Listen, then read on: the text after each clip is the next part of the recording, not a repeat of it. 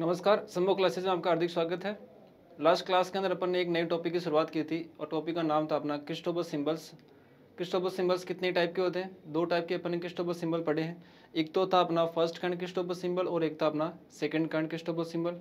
और first kind और second kind Christoffel symbol की कुछ प्रॉपर्टीज़ के बारे में अपन ने पढ़ा था। दो प्रॉपर्टी अपन पढ़ चुके थे और आपको बता चुका हूँ मैं, ये जो प्रॉपर्टीज़ हैं वो प्रॉपर्टी एग्जाम के लिए बहुत ही इंपॉर्टेंट है।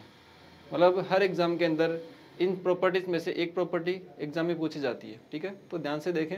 दो प्रॉपर्टी अपन कर चुके हैं, फर्स्ट काइंड और सेकंड काइंड क्रिस्टोफर सिंबल के ऊपर डिपेंड अपनी जो नेक्स्ट जो अगली जो प्रॉपर्टी है वो प्रॉपर्टी क्या कह रही है आपको?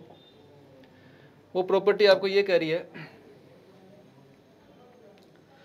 कि डेल जी एम के अपॉन डेल एक्स एल, मतलब कॉन्ट्रावेरिएंट मीट्रिक टेंसर जी एम के का डिफ्रेंशिएशन एक्स एल के रेस्पेक्ट में यदि आप करेंगे तो आपको रिजल्ट कुछ ये मिलना चाहिए, माइनस जी एम आई के आई एल और माइनस जी के आई एम आई एल। ये दो फॉर्मेट के अंदर आपके पास रिजल्ट आना चाहिए। ठीक है, रिजल्ट क्या कह रहा है दोबारा देखें। आपको कॉन्ट्रावेरिएंट मीट्रिक टेंसर का डिफ्रेंशिएशन एक्स एल के रेस्पेक्ट में यदि आप करते हैं तो ये दो पार्ट में टूटना चाहिए। दो पार्ट में कौन कौन सा टूटना चाहिए? एक पार्ट तो मेरा बनना चाहिए जी एम आई के आई एल, ये जो सेकेंड काइंड क्रिस्टोफर सिंबल है, और ये सेकंड काइंड क्रिस्टोफर सिंबल जिसमें सुपरस्क्रिप्ट में इंडेक्स मेरी एम है और सबस्क्रिप्ट में इंडेक्स मेरी आई और एल है, और यहाँ कॉन्ट्रावेरिएंट मीट्रिक टेंसर जी के आई है। कॉन्ट्रावेरिएंट मीट्रिक टेंसर जी के आई है। ठीक है, तो इस प्रॉपर्टी को प्रूव करने के लिए अपन क्या चीज़ यूज करेंगे? अपन रिजल्ट आपको वही यूज करने हैं जो अपन अब तक पढ़े हैं। अपन मेरे को केवल दो रिजल्ट का पता है कि एक तो मुझे ये पता है कि फर्स्ट काइंड क्रिस्टोफर सिंबल और सेकंड काइंड क्रिस्टोफर सिंबल के बीच में रिलेशन क्या होता है, और दूसरी चीज़ एक प्रॉपर्टी अपन ये भी देख चुके हैं, एक चीज़ अपन ये भी देख चुके हैं कि कोई भी मीट्रिक टेंसर यदि आपको दे रखा हो तो उसका कॉन्जुगेट मीट्रिक टेंसर भी एग्जिस्ट करता है। कोई भी यदि आपको मीट्रिक टेंसर दे रखा हो तो उसका कॉन्जुगेट मीट्रिक टेंसर भी एग्जिस्ट करता है, और उसकी प्रॉपर्टी भी आपको पता है कि वास्तव में वो किस प्रॉपर्टी को फॉलो करता है। तो अपन करेंगे क्या? अपन कॉन्जुगेट मीट्रिक टेंसर की प्रॉपर्टी को अपन यहाँ यूज करेंगे और यूज करते अपन इस रिजल्ट तक पहुँचेंगे। ठीक है, तो इसका प्रूफ आपको देना है कि ये रिजल्ट आपको मिला तो कैसे मिला। इस रिजल्ट के प्रूफ के लिए आपको क्या करना होगा? रिजल्ट के प्रूफ के लिए आपको पहले कॉन्जुगेट मीट्रिक टेंसर का कॉन्सेप्ट देखना पड़ेगा। कॉन्जुगेट मीट्रिक टेंसर का कॉन्सेप्ट आपको देखना पड़ेगा। तो इसके प्रूफ के लिए आपको देखना है कॉन्जुगेट मीट्रिक टेंसर, मतलब मैं यूज कर रहा हूं by the concept of conjugate metric tensor, concept of conjugate metric tensor। conjugate metric tensor का कॉन्सेप्ट मैं आप यहाँ यूज कर रहे हैं। कॉन्सेप्ट क्या कहता है? कॉन्सेप्ट ये कहता है आपसे कि यदि जी आई जे कोई आपको मेट्रिक टेंसर दे रखा हो जो कि कोवेरिएंट मेट्रिक टेंसर है, और जी आई के आपको इसका कॉन्जुगेट मेट्रिक टेंसर दे रखा हो। ध्यान क्या रखें कि कोवेरिएंट मेट्रिक टेंसर का कॉन्जुगेट मेट्रिक टेंसर कॉन्ट्रावेरिएंट होगा और कॉन्ट्रावेरिएंट मेट्रिक टेंसर का conjugate tensor covariant metric tensor g i j होगा। तो ये कह रहा है, ये कहना क्या चाह रहा है कि यदि इस जी आई जे का ये जी आई के जो कि कॉन्ट्रावेरिएंट टेंसर है, ये कॉन्ट्रावेरिएंट टेंसर इसका कॉन्जुगेट टेंसर यदि है तो उस कंडीशन में मैं क्या प्रॉपर्टी लिखता हूँ? इस कंडीशन में प्रॉपर्टी ये लिखता हूँ कि यहाँ आई तो क्या होती है? डमी इंडेक्स, तो रिमेनिंग इंडेक्स कौन सी बचती है? के और जे बचती हैं, तो बनेगी क्रोनिकल डेल्टा के और जे, क्रोनिकल डेल्टा के जे यहाँ पे बनती है। ठीक है, इस प्रॉपर्टी का मैं यहाँ यूज करने वाला हूँ। इसको अपन ने इक्वेशन नंबर फर्स्ट नाम दिया। अब देखो अपन क्या देख रहे हैं कि कॉन्ट्रावेरिएंट मीट्रिक टेंसर जी एम के का डिफ्रेंशिएशन हो रहा है एक्स एल के रेस्पेक्ट में। ठीक है, तो आपको पहले इंडेक्स नहीं देखनी, आपको तो ये देखना है कि किसका डिफ्रेंशिएशन किसके रेस्पेक्ट में हो रहा है। रिजल्ट आपको क्या चाहिए? आपको रिजल्ट चाहिए कॉन्ट्रावेरिएंट मीट्रिक टेंसर का डिफ्रेंशिएशन एक्स एल के रेस्पेक्ट में। तो कॉन्ट्रावेरिएंट मीट्रिक टेंसर मुझे यहाँ दिखाई दे रहा है, तो अपन क्या करेंगे? अपन पूरी इक्वेशन फर्स्ट को डिफ्रेंशिएट कर देंगे एक्स एल के रेस्पेक्ट में। एक्स एल के रेस्पेक्ट में पूरी इक्वेशन को अपन डिफ्रेंशिएट करेंगे भी। तो differentiate equation first with respect to X L. X L के रेस्पेक्ट में पूरी इक्वेशन को आपने डिफ्रेंशिएट कर दिया भाई। डिफ्रेंशिएट करूंगा, लेफ्ट साइड में क्या बन रहा है आपको लेफ्ट साइड में क्या मिल रहा है, वी हैव, लेफ्ट साइड में आपको मिलेगा कि पहले तो होगा जी आई जे का डिफ्रेंशिएशन, तो del g i j upon del x l, और ये जी आई के ऐसा कैसा प्लस जी आई जे ऐसा कैसा होगा, और इस जी आई जे के बाद में जी आई के का डिफ्रेंशिएशन होगा del g i k upon del x L का डिफ्रेंशिएशन होगा, डेल एक्स एल का डिफ्रेंशिएशन होगा, इक्वल टू कितना आएगा। अब आपको पता है कि जो क्रोनिकल डेल्टा आपने लिख रखा है, क्रोनिकल डेल्टा जो होता है वो कांस्टेंट क्वांटिटी होती है, इसकी केवल दो ही वैल्यू होती हैं 1 और 0। इंडेक्स इक्वल होंगे तो एक वैल्यू 1 देगा, और इंडेक्स डिफरेंट है तो वैल्यू क्या देगा, 0। तो इस इक्वेशन फर्स्ट को यदि मैं डिफरेंशिएट करता हूँ तो क्रोनिकल डेल्टा को एज ए कांस्टेंट ट्रीट करूंगा, और कांस्टेंट का डिफरेंशिएशन कितना आएगा, 0 आएगा, तो आपको रिजल्ट क्या मिलेगा, 0 मिलेगा। रिजल्ट क्या मिलेगा आपको, 0। ठीक है, अब इस रिजल्ट को आगे थोड़ा सा और प्रोसीड करें। प्रोसीड करने से पहले अपन को ये देखना है कि आपको रिजल्ट क्या चाहिए। आपको ये करना है कि कॉन्ट्रावेरिएंट मीट्रिक टेंसर का डिफरेंशिएशन वाला जो पोर्शन है उस पोर्शन को आपको यहाँ से सेपरेट करना है। मतलब मुझे क्या करना है, इस पार्ट को यहाँ से सेपरेट करना है। इस पार्ट को सेपरेट करने के लिए क्या करना पड़ेगा, इस पार्ट को एक तरफ रखो, बाकी रिमेनिंग पार्ट को आप दूसरी तरफ लेके जा सकते हो, रिमेनिंग पोर्शन को आप दूसरी तरफ लेके जा सकते हो। ठीक है, तो अपन क्या कर रहे हैं, जी i J del g i k upon del x L को अपन ने एक तरफ रख लिया, बाकी रिमेनिंग क्वांटिटी को आपने दूसरी तरफ भेज दिया, तो माइनस में हो जाएगा, माइनस ये बढ़ जाएगी term ji i k, minus आएगा जी आई के, और ये डिफरेंशिएशन है del g i j upon del x L, del g i j upon del x L, del g i j upon del x l. ये result आपको मिला है। आपको इस क्वांटिटी को यहाँ से फ्री करना है। तो ध्यान रखिए, जब भी किसी टेंसर क्वांटिटी में या कोई भी टेंसर इक्वेशन आपको दे रखी हो, वहाँ से किसी एक चीज़ को फ्री करना हो, तो जो पार्ट आपको वहाँ से फ्री करना है, यहाँ से इसको हटाना है, तो वहाँ आप क्रोनिकल डेल्टा बनाने की कोशिश करें। क्या करें, क्रोनिकल डेल्टा बनाने की कोशिश करें। क्रोनिकल डेल्टा बनाने के लिए अपन क्या करेंगे भाई, क्रोनिकल डेल्टा यदि मुझे बनाना हो तो जीआईजे से यदि क्रोनिकल डेल्टा चाहिए तो अपन क्या करें, अपन इसके कॉन्जुगेट मीट्रिक टेंसर से इसका इनर प्रोडक्ट करवाएंगे। अपन क्या करेंगे, इसके कॉन्जुगेट मीट्रिक टेंसर से इनर प्रोडक्ट करवाएंगे, तो यहाँ क्या बन जाएगा, क्रोनिकल डेल्टा बन जाएगा।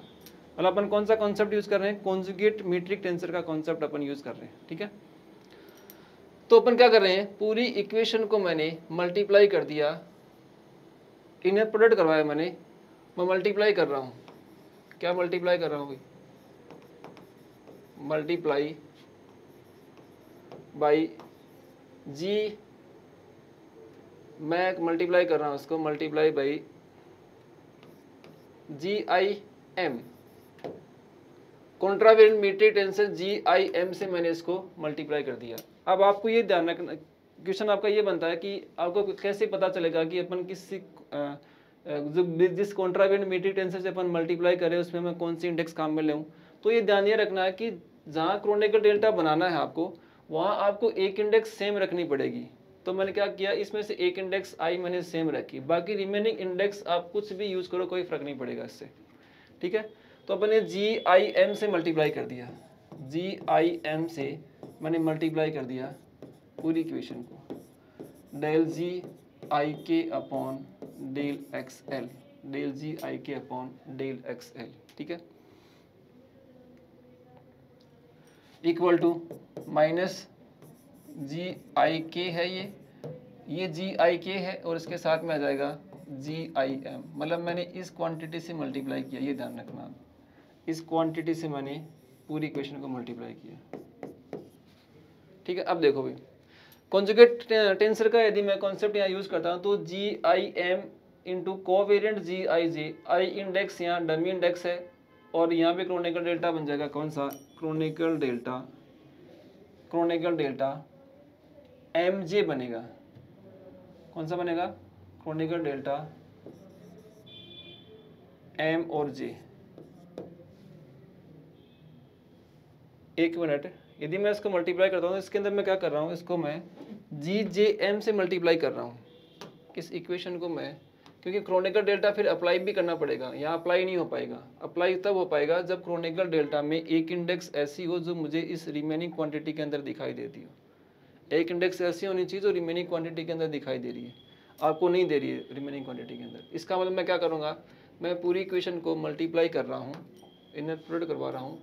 एक इंडेक्स को मैंने सेम रखने वाले जो इंडेक्स वो मेरी जे है, तो मैंने इसको एम जे से मल्टीप्लाई कर दिया। किससे? एम जे से मल्टीप्लाई किया मैंने इसको। तो आप जहाँ भी आपको ये चीज़ दिखाई दे रही है ना, किससे मल्टीप्लाई किया आपने? आपने मल्टीप्लाई किया एम जे से,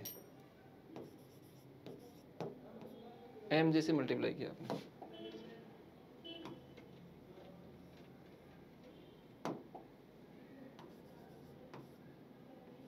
एम जे से आपने मल्टीप्लाई किया, ठीक है। अब देखो भाई, एम जे से यदि मैं मल्टीप्लाई करूंगा तो आगे बचेगा क्या भैया?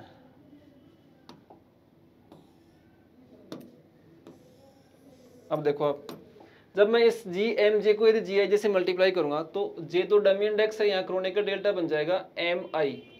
क्रोनिकल डेल्टा कौन सा बन जाएगा? Delta, Kronecker delta m i बनेगा, और फिर g i k upon del x l equal to minus g i k और G M J, ji i के जी एम जे, और इसके साथ में देखो ये पार्ट और है, कौन सा पार्ट है?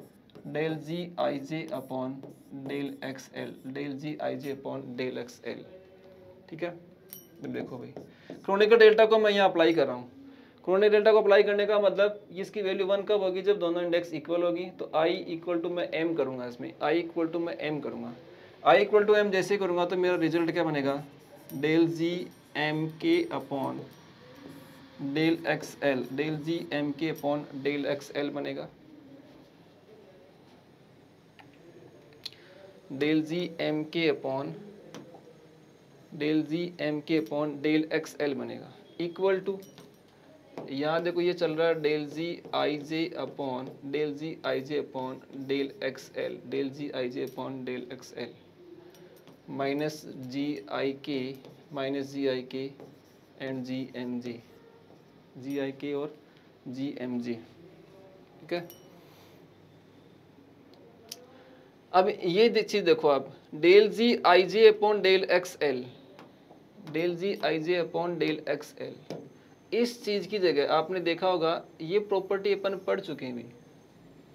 प्रॉपर्टी कौन सी पढ़ चुके हैं? मैं प्रॉपर्टी का यूज कर रहा हूं, यूजिंग प्रॉपर्टी सेकंड प्रॉपर्टी का मैं यूज करता हूं। सेकंड प्रॉपर्टी मेरी ये करती है कि del g i j upon, यदि डेल एक्स एल आपको दे रखा हो तो इसको रिजल्ट को आप दो क्रिस्टोफर सिंबल के सम के रूप में लिख सकते हो। कौन कौन सा?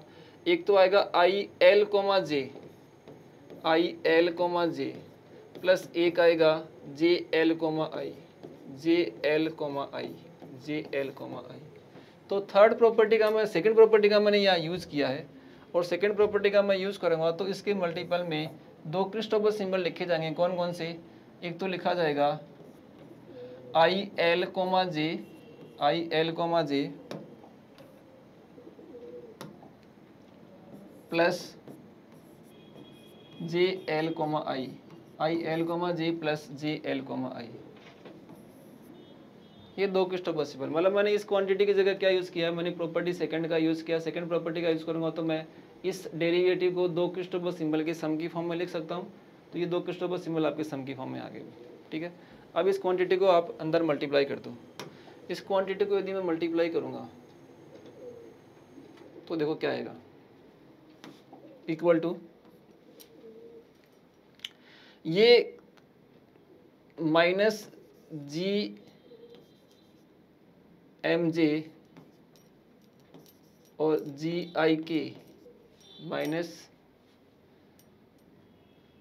और ये है Christopher symbol I L J.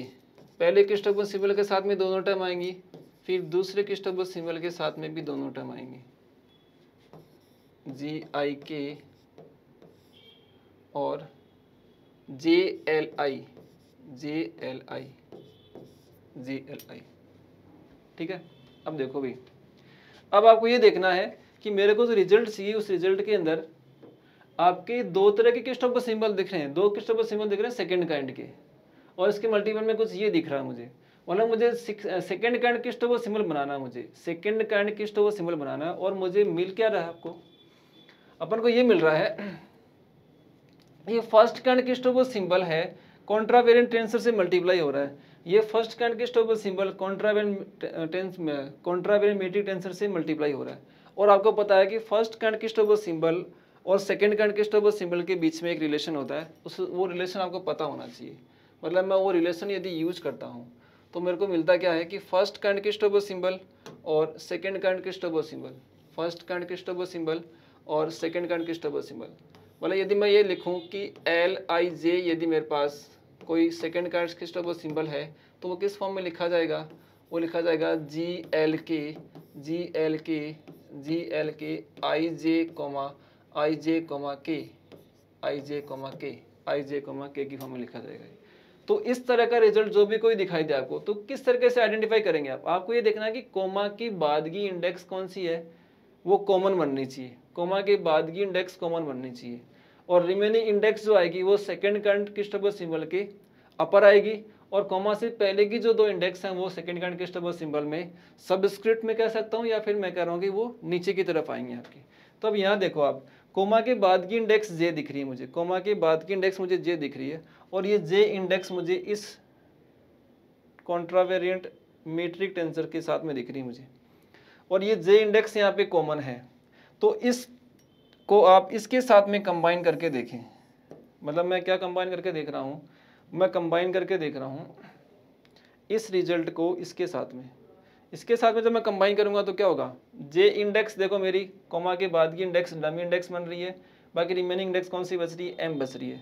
तो ये दोनों मिलके क्या बना देंगे, ये दोनों मिलके बनाएंगे MIL क्रोनेकर डेल्टा। कौन सा बनाएंगे, MIL क्रोनेकर डेल्टा बनाएंगे सेकंड काइंड का, सॉरी MIL क्रिस्टोफर सिंबल बनाएंगे सेकंड काइंड का। ठीक है, तो इसकी जगह क्या होगा, इसकी जगह तो लिखा जाएगा second kind Christoffel symbol MIL, और इसके मल्टीपल में ये क्वांटिटी बच जाएगी GIK। ठीक है, तो नेक्स्ट यदि आप देखें तो आपके पास क्या बन रहा है, minus second kind Christoffel symbol बन रहा है कौन सा, MIL, कौन सा बन रहा है, MIL, और इसके साथ मल्टीपल में कौन सी क्वांटिटी है, GIK, मल्टीपल में कौन सी है, GIK, माइनस सेकेंड। देखो आप, मैं क्या देख रहा हूँ, आपको इस रिलेशन को ध्यान में रखना है, इस रिलेशन को देखते हुए करना जो भी कुछ करना है। अपन क्या देख रहे हैं कि जो K इंडेक्स है कोमा के बाद की इंडेक्स इस कॉन्ट्रावेरिएंट मैट्रिक टेंसर के साथ में डमी इंडेक्स बनती हुई दिखनी चाहिए। तो मैं क्या देख रहा हूँ, I जो इंडेक्स है वो I इंडेक्स यहाँ डमी इंडेक्स बनती हुई दिख रही है। अब ये मत देखो कि ये इंडेक्स पहले है या बाद में, क्योंकि ये जो मैट्रिक टेंसर जो होता है ना वो कॉन्ट्रावेरिएंट का हो चाहे कोवेरिएंट का हो, दोनों सिमेट्रिक होते हैं। तो I और K को आप KI की फॉर्म में भी आप लिख सकते हैं। तो कोमा के बाद की इंडेक्स यहाँ आपको डमी इंडेक्स बनती हुई दिखनी चाहिए, और रिमेनिंग इंडेक्स कौन सी बचती है, I और JL। तो K तो रहेगा, सॉरी K और JL बचेगा, K तो रहेगा ऊपर की तरफ मतलब सुपरस्क्रिप्ट में रहेगा, और JL क्या रहेगा, सबस्क्रिप्ट में रहेगा। तो और दोनों मिला के क्या बना देंगे, एक क्रिस्टोफर सिंबल बना देंगे सेकंड काइंड का, सेकंड काइंड क्रिस्टोफर सिंबल बना देंगे। क्या बनाएंगे, सेकंड काइंड क्रिस्टोफर सिंबल। और कौन सा बनाएंगे, I इंडेक्स तो कॉमन है, KJL बनाएंगे। क्या बनाएंगे, KJL second kind Christoffel symbol बनाया इन्होंने, सेकंड काइंड क्रिस्टोफर सिंबल इन्होंने बनाया भी। और इसके साथ में कौन सा बच रहा है, GMJ बच रहा है। क्या बच रहा है, GMJ बच रहा है, GMJ। ठीक है, तो इस तरीके से अपन ने क्या देखा, अपन ने यहाँ फर्स्ट काइंड और सेकंड काइंड क्रिस्टोफर सिंबल के रिलेशन को अपन ने काम में लिया है, और काम में लेते हुए आपने सेकंड काइंड क्रिस्टोफर सिंबल दो आपने बना दिए। अब आप क्या, आपका जो रिजल्ट आपको जो चाहिए उसके इक्वल है, एक इसके इक्वलेंट है या नहीं है। तो आपका जो रिजल्ट आपको चाहिए वो ये चाहिए भी, क्या चाहिए, डेल जी एम के upon del x L, del G M के अपॉन डेल एक्स एल चाहिए, और साथ में माइनस GMI/KIL चाहिए। तो आप देख सकते हैं कि GIM और KI, GIM जी ये बनेगा GIK और MIL, GIK और MIL। यहाँ देखो क्या बन रहा है आपका, जो रिजल्ट आपको चाहिए वो ये चाहिए GMK/Δxl हो, डेल GMK/Δxl हो। तो यहाँ पे क्या मिल रहा है आपको, यहाँ आपको मिल रहा है डेल GMK/Δxl। ठीक है, तो आपके पास बचेगा क्या, M इंडेक्स को मैं अंदर भेज दूंगा एक बार और K को मैं बाहर रख लूँगा। M इंडेक्स को मैं अंदर भेज दूंगा, K को बाहर। अब देखो ये रहा कि डेल GKI बाहर है, GKI बाहर है और MIL रह रहा है, GKI बाहर है और MIL आपके रह रहा है। इसका मतलब ये आपका ये जो रिजल्ट है वो इसका एक पार्ट तो इसका ये है, आपको जो मिला वो क्या मिला, आपको ये मिला GIK MIL। ठीक है, दूसरा पार्ट यदि आप देखें तो दूसरे पार्ट के अंदर इसका ये है GMI बनना चाहिए और KIL बनना चाहिए, लेकिन अपना क्या बन रहा है, अपना ये बन रहा है कि GMJ बन रहा है और KJL बन रहा है, GMJ बन रहा है और KJL बन रहा है। अब देखो आप ये कह सकते हैं कि यहाँ पे इंडेक्स जो आपको रिजल्ट में चाहिए उसके अंदर दोनों जगह मुझे क्या दिख रही है कि यहाँ भी IL है, यहाँ भी IL है, लेकिन अपना जो रिजल्ट आ रहा है वो क्या आ रहा है, अपना रिजल्ट के अंदर क्या आ रहा है, यहाँ पे JL आ रहा है, यहाँ पे IL आ रहा है। ऐसा क्यों हो रहा है, ये वास्तव में दोनों रिजल्ट जो आ रहा है, रिजल्ट जो क्वेश्चन में अंदर आपको जो प्रूव करना रिजल्ट की इक्विवेलेंट है, ये क्यों है, क्योंकि यहाँ J इंडेक्स जो है मुझे 2 बार दिखाई दे रही है और जो इंडेक्स मुझे 2 बार रिपीट होती दिखती हो वो इंडेक्स कौन सी होती है, वो इंडेक्स डमी इंडेक्स होती है। तो डमी इंडेक्स को मैं किसी दूसरे इंडेक्स से भी रिप्लेस कर सकता हूँ। तो ये जो डमी इंडेक्स है, जो सेकेंड टर्म के अंदर जो डमी इंडेक्स आपको दिख रही है, डमी इंडेक्स J को मैं रिप्लेस कर रहा हूँ किससे, I से। डमी इंडेक्स J को मैं रिप्लेस कर रहा हूँ किससे, I से। तो रिजल्ट क्या मिलेगा आपको, वी हैव, आपको रिजल्ट क्या मिलेगा, आपको रिजल्ट मिलेगा del GMK upon del XL equal to minus GIK